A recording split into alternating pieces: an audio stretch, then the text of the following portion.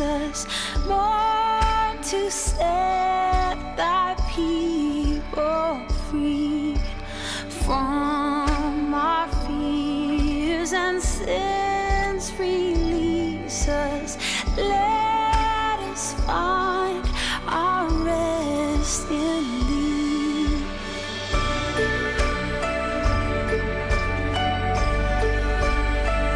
Our rest in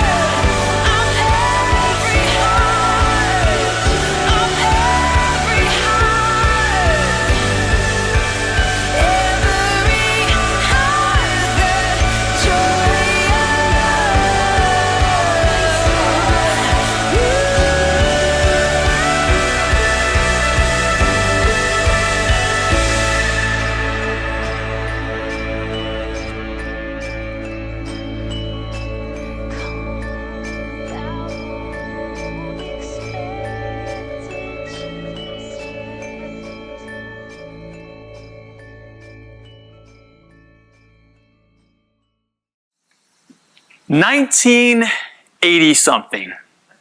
1980-something. Now, 1980-something little Billy always looked forward to Christmas. I mean, Christmas is great, right? But in 1980-something, little Billy had an especially amazing Christmas to look forward to. Oh, hey, there it is! 1980-something little Billy. He is not the one sitting down. He's in the very far back. Look at that dapper guy. Wow. You know my mom dressed me. So in 1980-something, my parents own a gas station in a small town, and it's November, and I'm helping out. I'm working at the gas station with them, and there's a little office in the back of the gas station, and there's a phone, business phone in the front and the back, and I'm in the back helping out, and the business phone rings. Now, my parents had trained me enough to understand how to act as a business person, so I go to pick up the phone, and I pick it up, and I'm going to say, Twain Hart Chevron, this is Billy. How can I help you? I should. And as I pick it up, I start to say, and I hear a familiar voice on the other line. What I didn't know is my mom had picked up the phone in the front area, and I was in the back office where I couldn't be seen or anything like that. I wasn't causing trouble. I know. So I pick it up. I start to say it, and I hear a voice, and it's my mom, and I hear my Aunt Martha, and she goes, "Carol?" Oh, I says, "Yes." It's Carol. It's Martha. "Hi, Martha. What's going on?" "Well, I'm having a rough time figuring out what I should get Bill." I went by Bill back then because I was grown up.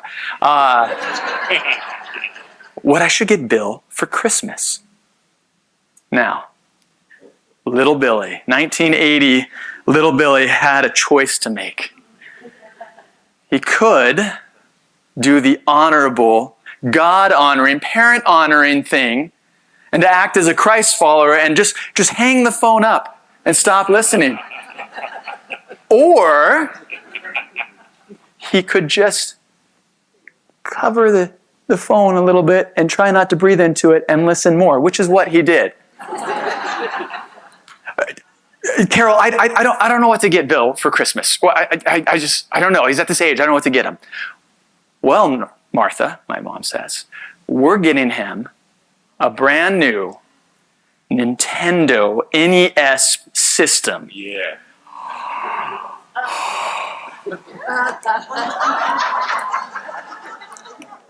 It took every bit of effort for me. I mean, right, the power pack? Like this was the dream. This is what my mom was saying. I am in the back room. I'm trying not to fall over. I'm trying not to faint. I'm trying not to scream. I'm hearing this and I'm like,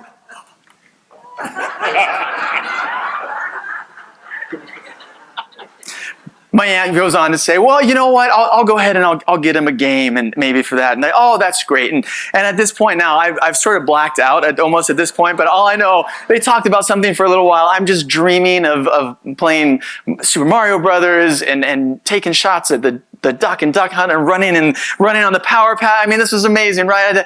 And for those of you that understand this idea of multiple phones on one line, and some of you younger generations are like, I don't know what's going on. So do they have two cell phones? I don't know. So, but you remembered when, right? You had to do, you couldn't just then put the phone down or whatever. You had to time everything exactly right. And so as they were talking and I'm like, oh, okay, yeah. Well, it's good to know. We'll see you soon, Chris. Oh, yeah, okay, yeah. And click. 1980 something Billy. Yeah.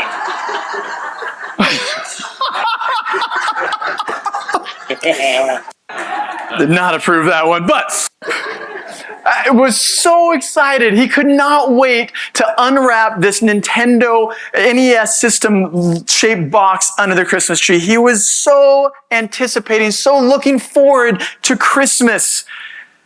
Now, Christmas anticipation is nothing new. It didn't start with 1980 Billy and the NES. It probably didn't start when you guys were younger looking forward to Santa showing up. Christmas anticipation is nothing new. It's been around a long, long time. And today we're going to look at a song, Come Thou Long Expected Jesus, which speaks about, which encourages and points us towards this really beautiful idea of anticipation of the Christmas season. So, a little bit of history of this hymn. This hymn was written by Charles Wesley in 1744. Now, for those of you who don't know, Charles Wesley and his brother John Wesley were Anglican ministers, and they were key and very instrumental. In fact, I think they did it themselves in starting the Methodist movement within the church. Now, Charles Wesley was a prolific hymn writer. He wrote more hymns than Taylor Swift has written breakup songs.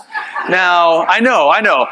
Some people are like, impossible. No, he is actually credited with over 6,500 hymns. 6,500 hymns, many of which that people still sing to this day, are very popular, very well known.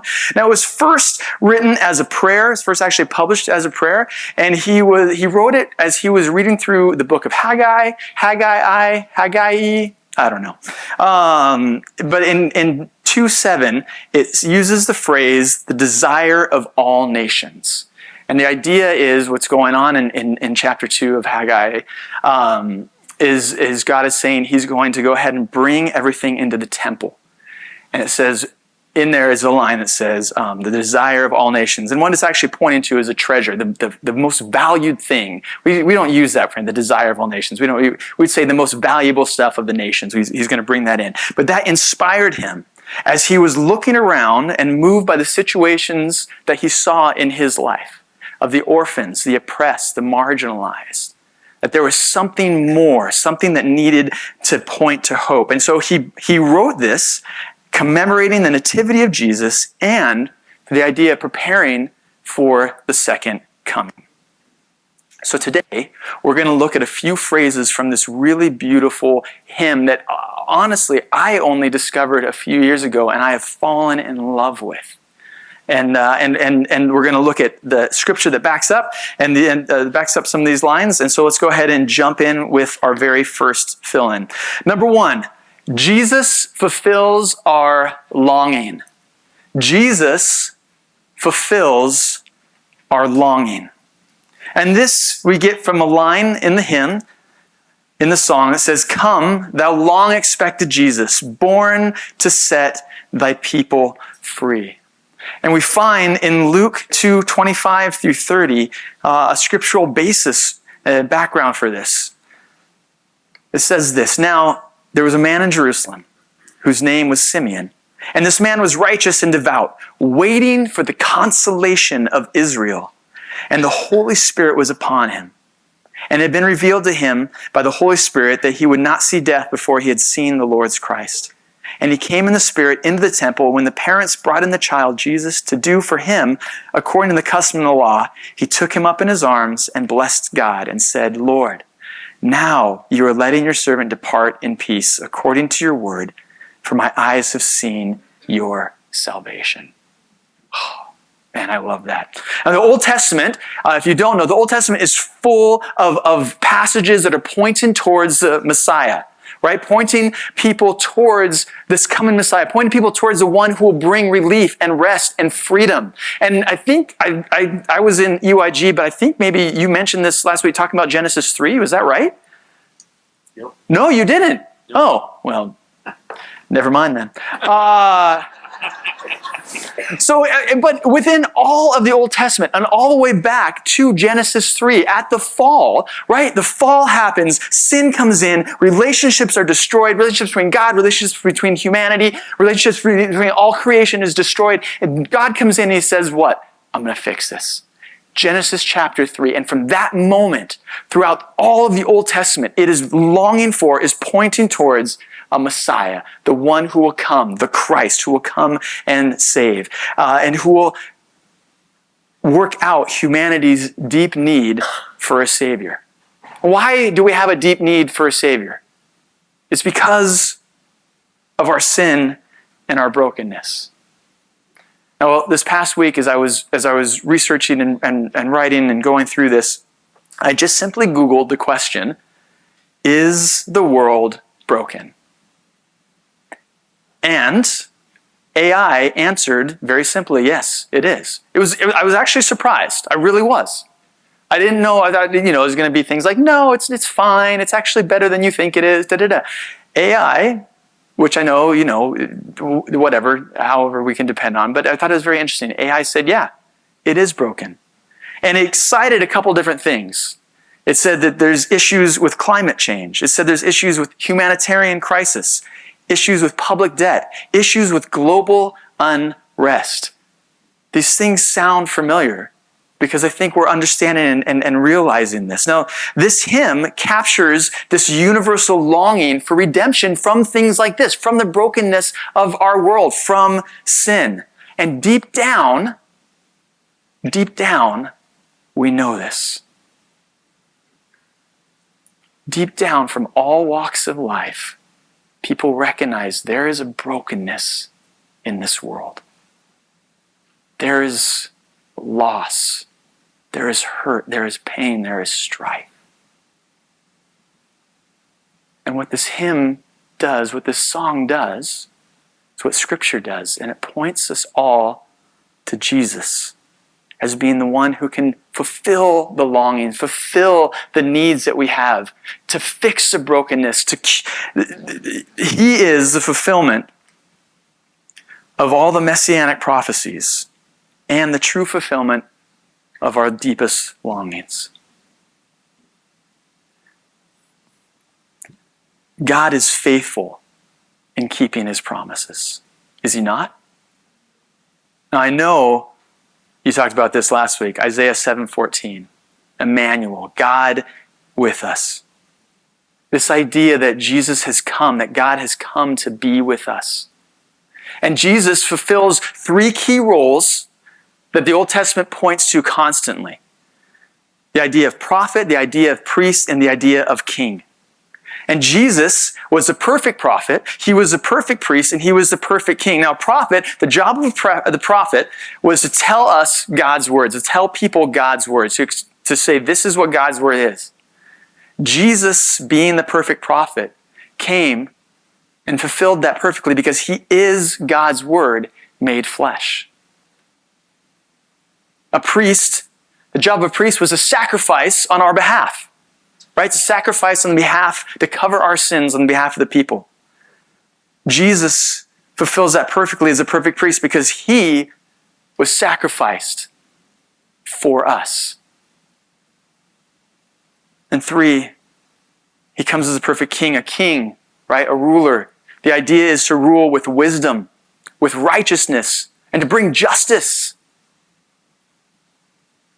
The Messiah, Jesus Christ, is a perfect king because he does rule with true wisdom and true righteousness and true justice because he is the embodiment of all of those things.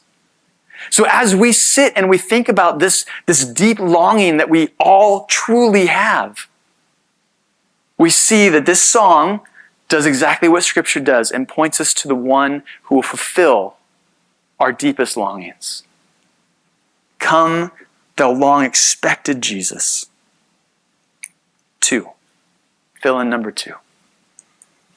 Jesus gives us freedom and true rest. Jesus gives us freedom and true rest. Now, this is from a key line in the hymn that says, "From our fears and sins release us, let us find our rest in thee." The scriptural basis for this we find in Luke 4, 16 to 21. It says this, "And he came to Nazareth, where he had been brought up, and as was his custom, he went to the synagogue on the Sabbath day, and he stood up to read. And the scroll of the prophet Isaiah was given to him. He unrolled the scroll and found the place where it is written, 'The Spirit of the Lord is upon me, because he has anointed me to proclaim good news to the poor. He has sent me to proclaim liberty to the captives and recovering of sight to the blind, to set at liberty those who are oppressed, to proclaim the year of the Lord's favor.' And he rolled up the scroll and gave it back to the attendant and sat down. And the eyes of all the synagogue were fixed on him. And he began to say to them, 'Today this scripture has been fulfilled in your hearing.'" Jesus liberates. Jesus frees us. He frees us from fear. He frees us from guilt. Most importantly, he frees us from the bondage of sin. You see, we are all prisoners of sin. And we're prisoners that have been set free by what Jesus did. Recently, if you've been paying attention to the news, Syria, there's a huge thing that just happened in Syria. A huge regime has changed. A dictator that's been there for 50 years, the regime has finally fallen. A civil war that's been going on for 10 years has finally ended. And I was reading about this and I was amazed because they were talking about that there were political prisoners that were being set free. Like literally prisons were being opened up and political prisoners were being set free. And they interviewed a man who had been in there for 43 years. 43 years. Can you imagine stepping out of that prison for the first time? The feeling of freedom, the feeling of rest, that I can go home, I can sleep on my own bed. This is the feeling, this is the kind of rest and freedom that Jesus brings, but he liberates us, he frees us for some certain things. One, he frees us for the restoration of relationships. He frees us for the restoration of relationships, first and foremost with God. Right? Jesus, because of what Jesus did, God calls us his children. This gets me every time. That God is willing to adopt us, adopt me. I mean, I know little Billy looked pretty perfect. But he wasn't. That God would call me his son, would call us his children, would bring us into his family, and that we get to speak to him directly. We get to talk to God directly. I don't even have words to describe how mind-blowing that is.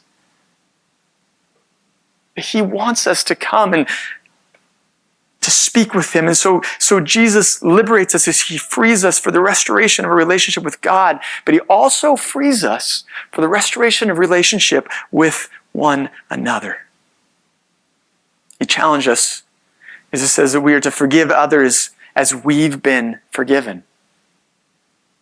He calls you, Christian, to be agents of reconciliation.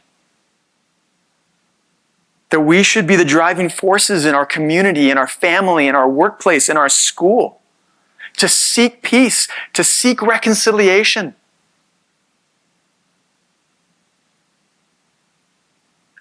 Now his coming also brings rest for weary souls. And we see this within Matthew 11, 28 through 30. Come to me, all who labor and are heavy laden, and I will give you rest. Take my yoke upon you and learn from me, for I am gentle and lowly in heart, and you will find rest for your souls. For my yoke is easy and my burden is light. You guys realize we don't have to try to earn God's love. We don't have to work to earn his love. Jesus did that work for us. Jesus put upon himself our sin. And he took his righteousness and he placed it on us.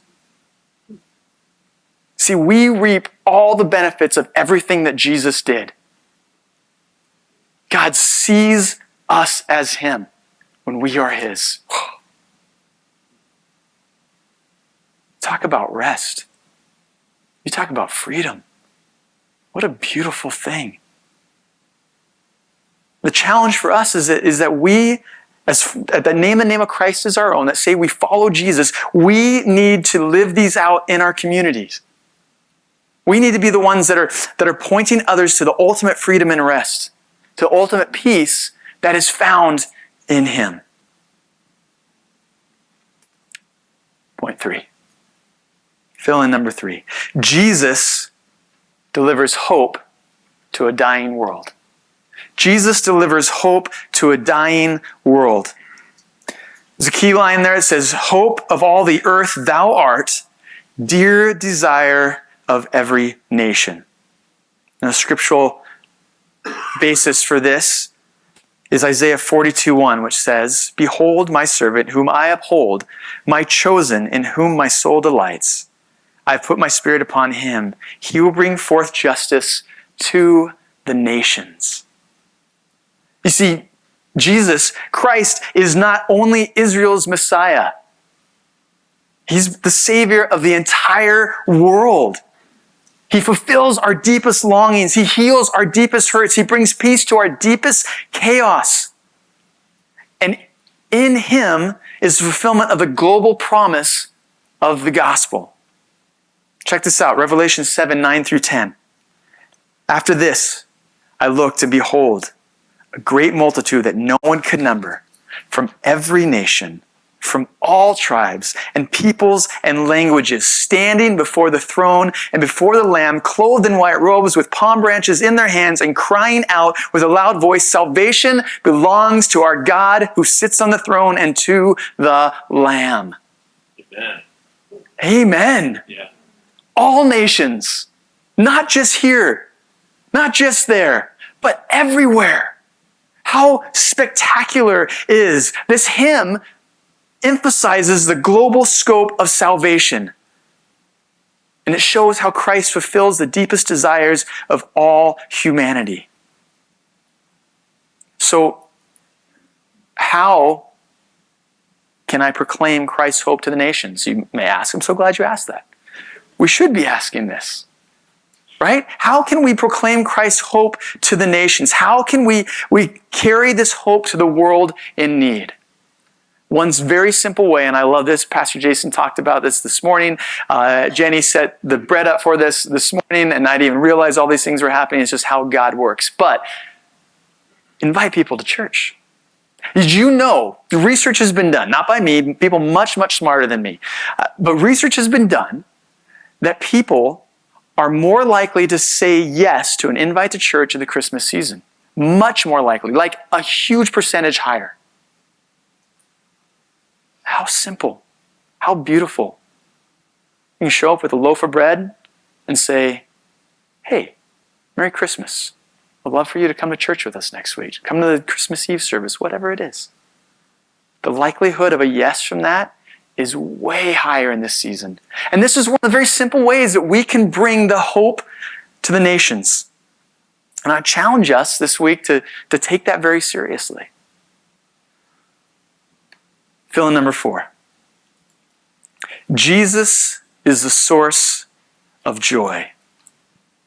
Jesus is the source of joy. Now, if you were to ask little Billy what was his source of joy, it would be a Nintendo-shaped wrapped box under the tree, much like that. Yeah, maybe a little bigger, but right, like that was. I was excited about that. That was like such a. You see the joy in his eyes? I mean, it was a source of his joy back then, right? Like getting that out, like looking for that. Like that was the source of joy. Now, do you know where that Nintendo Entertainment System is now? I think it's at my parents' house somewhere in a box covered in dust, right? It was a fleeting joy. It gave joy, but eventually it didn't. Eventually, I moved on to something else. Now, Jesus is different. There's a key line from the hymn that says, He is the joy of every longing heart. Now, the scriptural basis that we find is in Psalm 16:11. It says, you make known to me the path of life. In your presence, there is fullness of joy. At your right hand are pleasures forevermore. Christ's presence brings the fullness of joy. Yeah. And it's a joy that satisfies every longing heart. And I think we've established that really, we're all longing. This world is longing still. We may pretend that we're not. We may even fill some things in. But we're all longing. In fact, Blaise Pascal, who was a 17th century French mathematician, physicist, inventor, and philosopher. He's famous for his contributions to the probability theory, mathematics, and physics. He's a smart dude, right? This guy knows what's going on. He has a quote that says, there is a God-shaped vacuum in the heart of each man which cannot be satisfied by any created thing, but only by God the Creator, made known through Jesus Christ. That's good. Joy in Christ fills. Joy in Christ transcends all of our circumstances. Why? Because He offers spiritual wholeness and fulfillment. See, it's not based upon finite things. It's not based upon things that are tainted by the fall. It's based on His presence, which is in fullness everywhere at all times for eternity. John 15:11 says this, these things I've spoken to you, that my joy may be in you and that your joy may be full, or also may be complete. We might say that instead of full. Now, what is he talking about? The context of this is he's saying to abide with Him, to be connected to Him, to stay connected, right, to the vine, to stay connected with Jesus, to be in His presence. So, I think this begs the question, can we find joy in other things?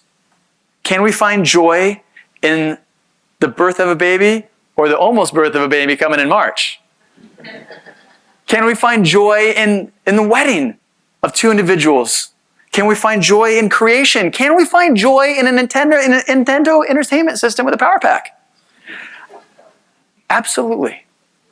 I think we can, and I think we should. But that joy is going to be incomplete. It's going to be fleeting. It's going to be temporary in contrast to the fullness, to the completeness, to the totality of the joy that comes being in Jesus' presence. So, church, what would it look like to choose joy this season, to put our faith and our hope in the power of Jesus' own life and love? I mean, what kind of impact would that make if you live that out? What would that do for your spouse? What would that do for your kids? What would that do for your parents? What would that do for your enemies? Those that you hate?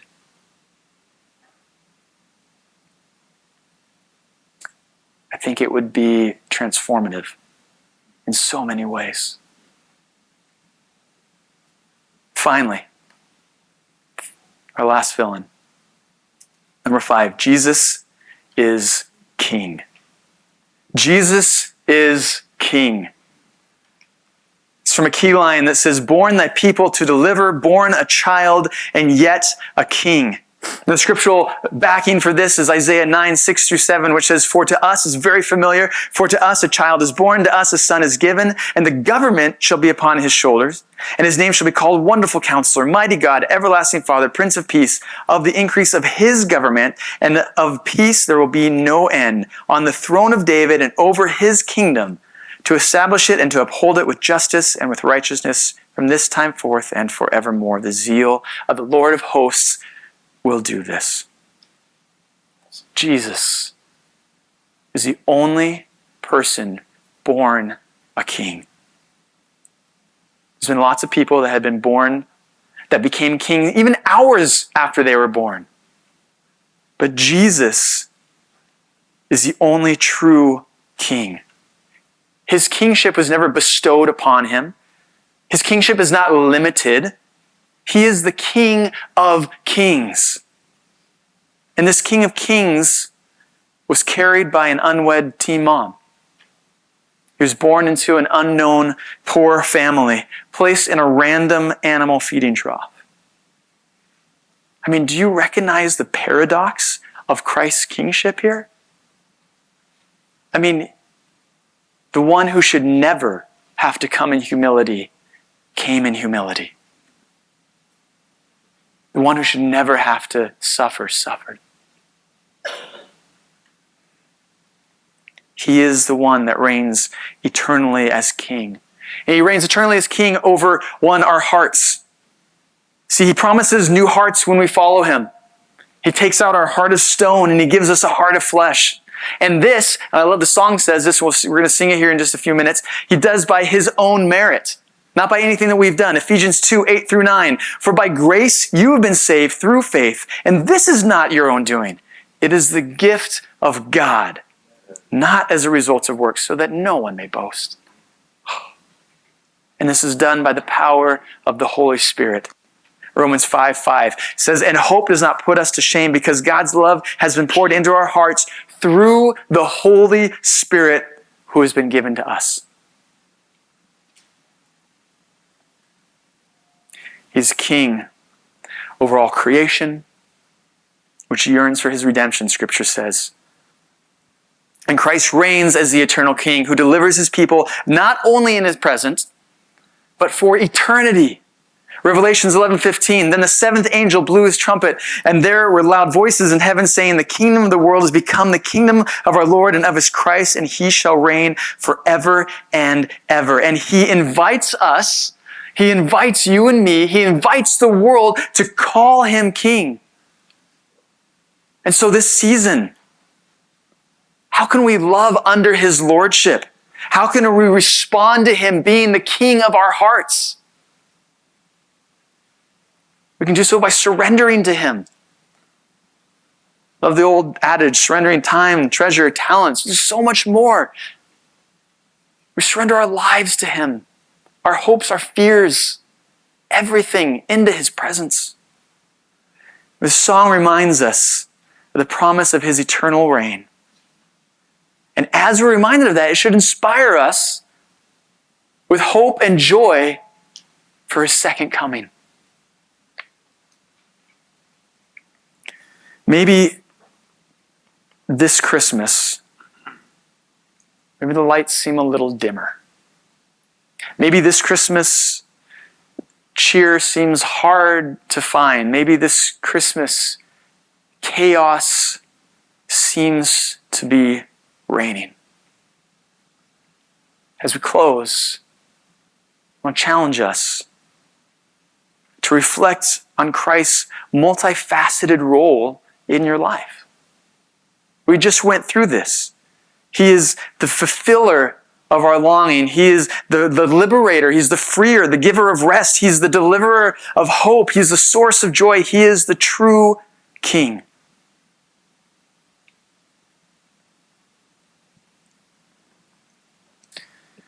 When Christ first came, He came to redeem.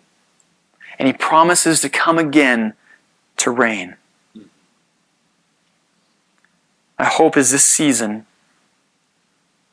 that we will live in anticipation of Christ's reign, of Christ's return. That we will be as excited as little Billy was when he got to get his